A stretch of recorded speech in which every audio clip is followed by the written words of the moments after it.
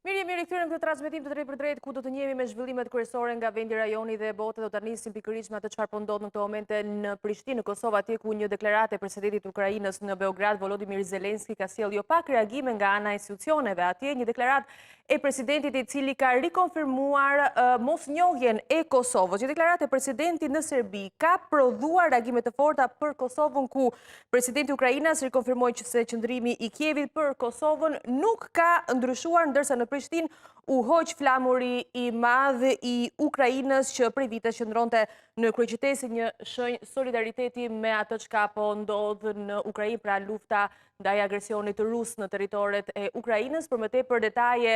rreth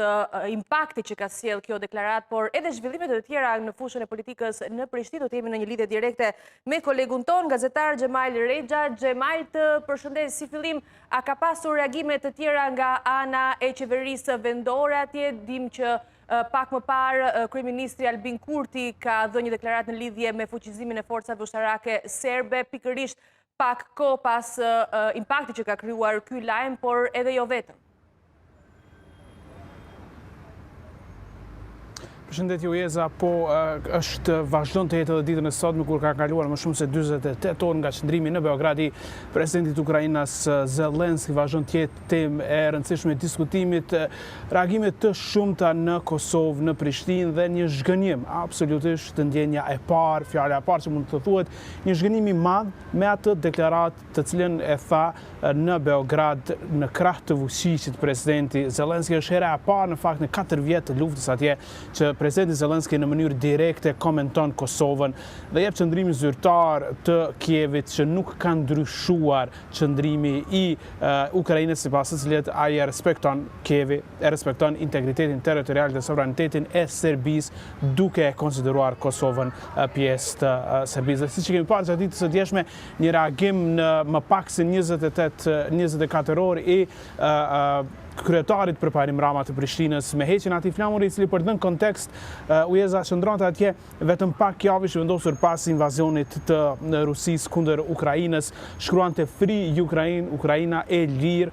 një flamur gjigant në hotelin Grand, që është një hotel ikonik i Prishtinës, jashtë funksionit si hotel, por një simbol i Prishtinës dhe krejtësisht në qendër për çdo që vinte, ka pasur kaq shumë vizitorë të huaj që bënin fotografi aty, edhe ukrainas që kanë ardhur këtu, dhe ka qenë simboli më i qartë, më viziv, le të themi i përkrahjes së pakontestueshme të Kosovës për Ukrainë. Ju kujtoj që Kosova ka ndihmuar Ukrainën në gjitha format, edhe në kuptimin e fillimisht të vënies së sanksioneve ndaj Rusisë për të linjëzuar krejtësisht me Bashkimin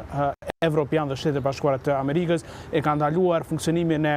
mjeteve propaganduese, mediave propaganduese ruse këtu. Russia Today, Sputnik nuk mund të aksesohen në Kosovë si vazhdimsi e asaj që vendoste Komisioni Evropian për shtetet e BE-s. Ka pasur ekipe